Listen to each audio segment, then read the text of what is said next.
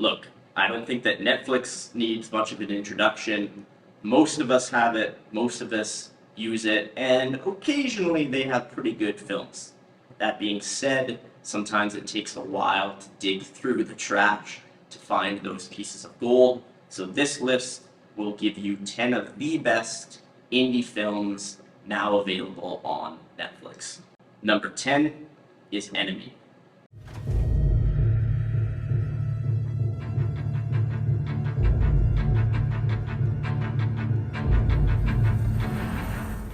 This 2013 film from Denis Villeneuve is one of my personal all-time favorites. It is a film that I can go back to again and again and again, and I enjoy it as much, if not more, upon every viewing. It stars Jake Gyllenhaal alongside Jake Gyllenhaal, essentially playing two different versions of himself. I won't enter into too much spoiler territory, but when you finish watching this, it will almost certainly bring forward discussions about what the hell you just watched. This film served as my introduction to Denis Villeneuve, who, as we now know, is one of the greatest filmmakers working today, with Dune Part 2 coming out just next month.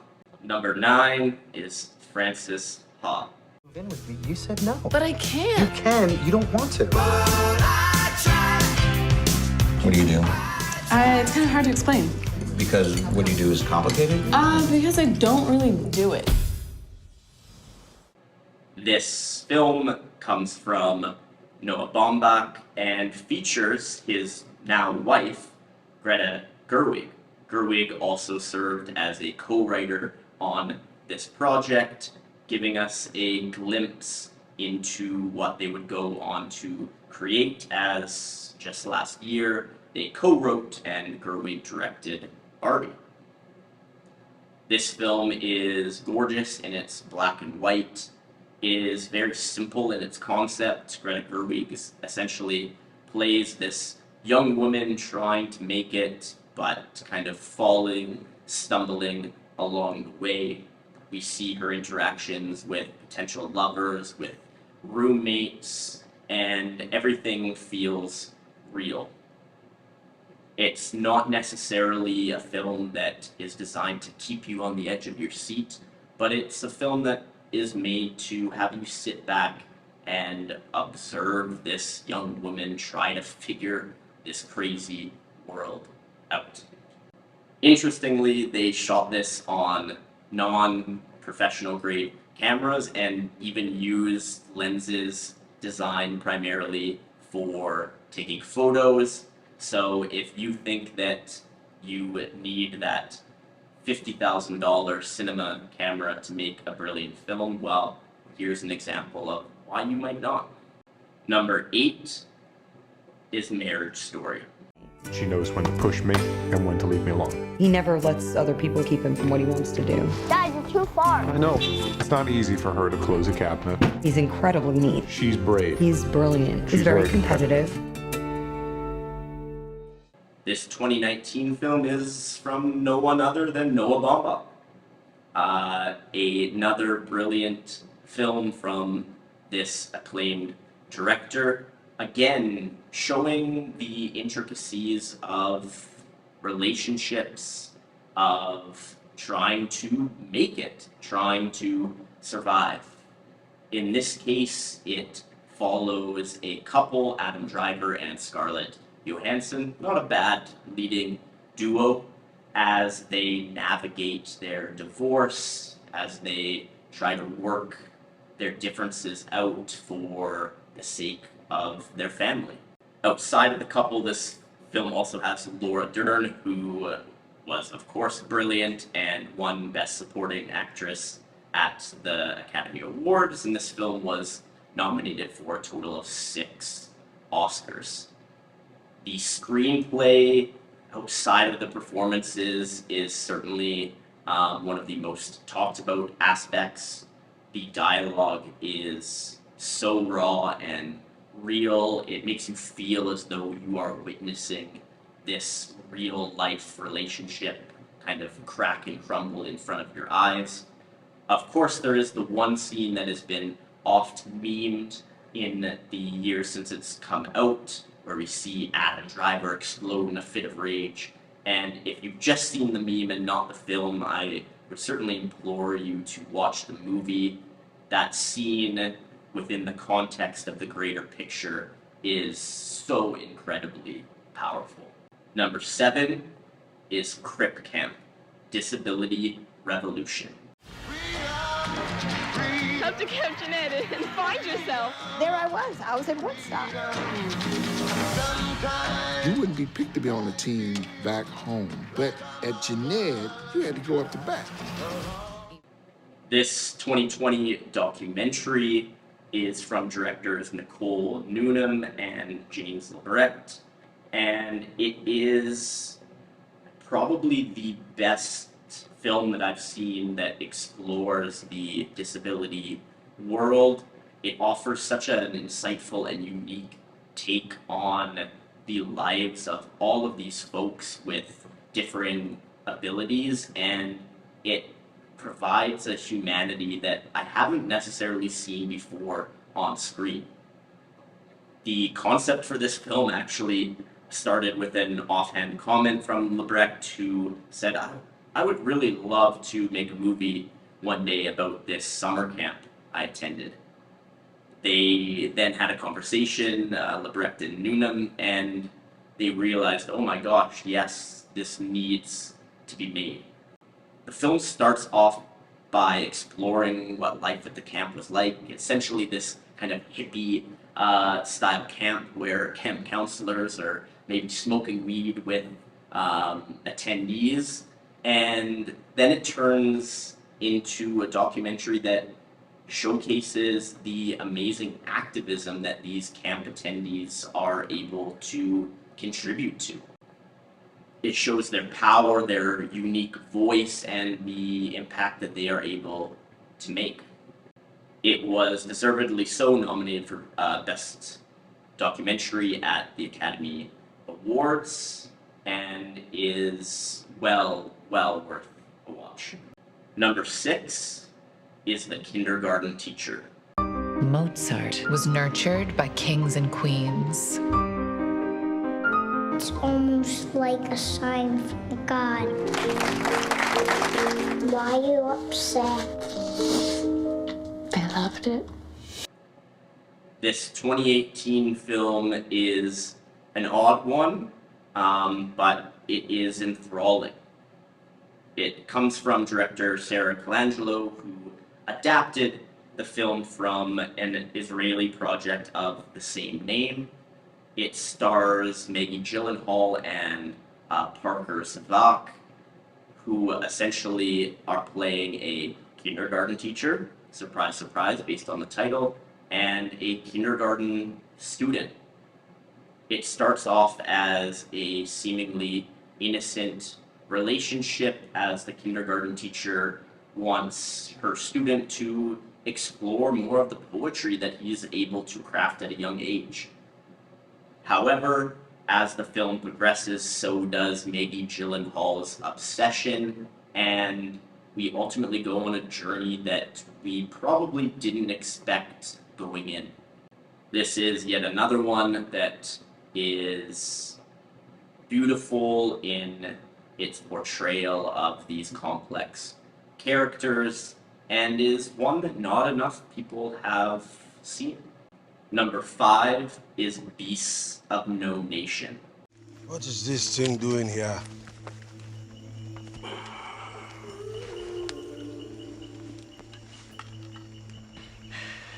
What are you doing here?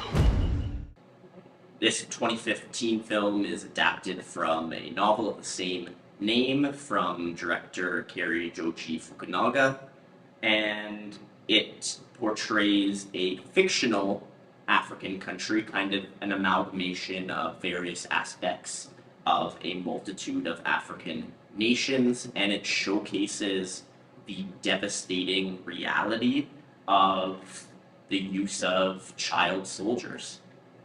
Specifically in this film, we follow a young boy turned child soldier during a civil war. The film is unsurprisingly brutal. It is difficult to watch at times, but it still offers a glimmer of hope in humanity. As far as star power goes, Idris Elba is amazing here. In fact, he was actually nominated for Best Supporting Actor at the Academy Awards. Make sure that you're in the right frame of mind before going in, but again, it's one that you should certainly add to your watch list. Number 4 is Paddleton. It's so easy. I'm the dying guy. I'm the dying guy. Stop saying I'm the dying guy. I'm the other guy. To fake it. For one reason or another, this 2019 film seemed to fall between the cracks. That reality really is a shame because it is a beautiful, beautiful project. It stars Mark Duplass alongside Ray Romano, who, if you only know Ray Romano from Everybody Loves Raymond, as most of us probably do, definitely check this out because you will see him in a whole new light. What a strong, strong performance from Romano and also from Mark Duplass. It follows the story of two friends based on two real friends, as one of them is diagnosed with a terminal illness. They then go on a road trip in order to get the medication that will ultimately end this individual's life. His choice is to go out before the illness takes him. It's at times a buddy road trip comedy, but it is also a very serious drama.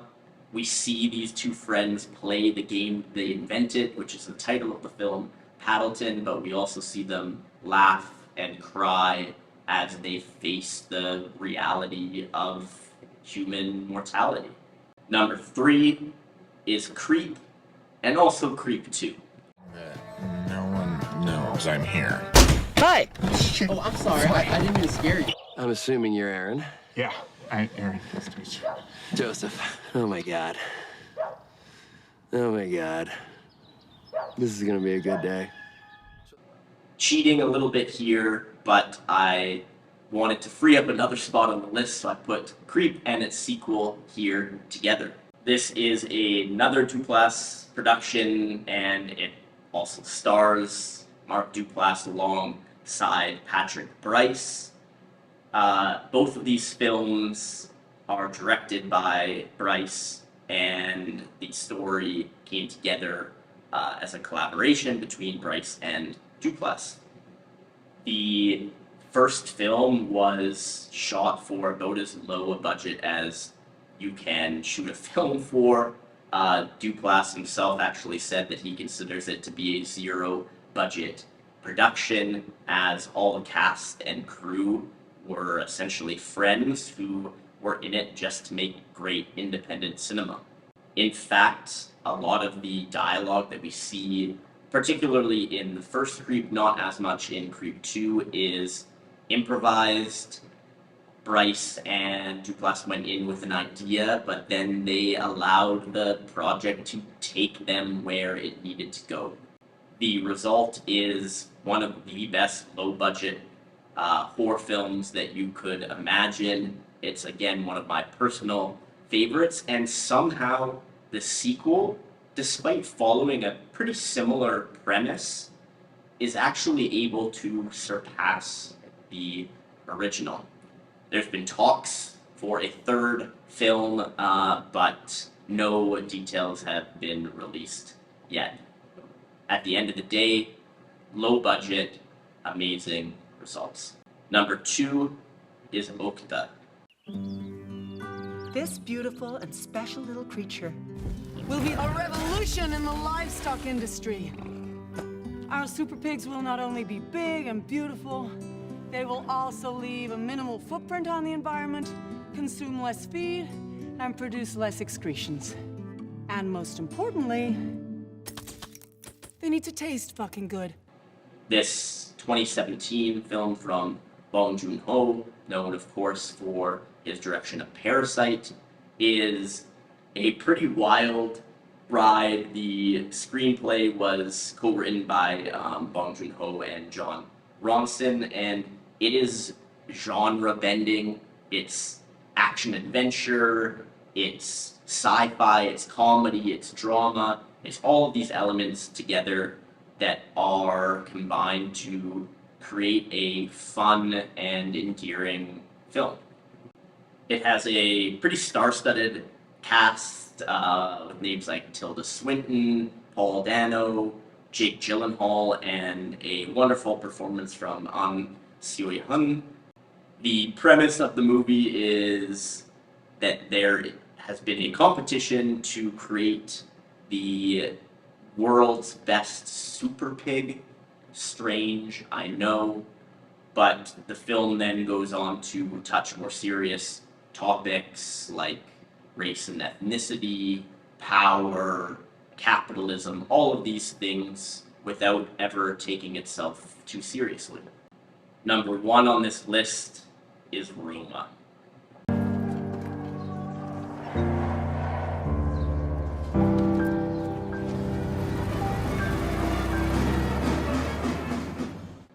This is, I would say, the best film that is currently available to watch on Netflix. It comes from accomplished director Alfonso Cuarón, known for films like Children of Men, Gravity, and one of the only good Harry Potter films, sorry to those I offend, Prisoner of Azkaban. It's a semi-autobiographical depiction of Cuarón's life growing up in Mexico, and the cinematography stands so far above the other films from that year, from 2018. It, of course, did win the Academy Award for cinematography as well as director and foreign language film. In particular, I will never forget one scene, I'll call it the ocean scene.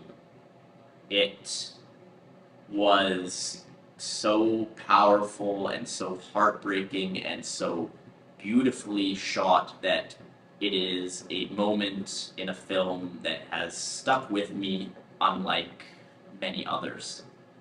This is one of the better known films on the list, but if you haven't seen it, definitely give it a watch. Thanks so much for watching this top 10.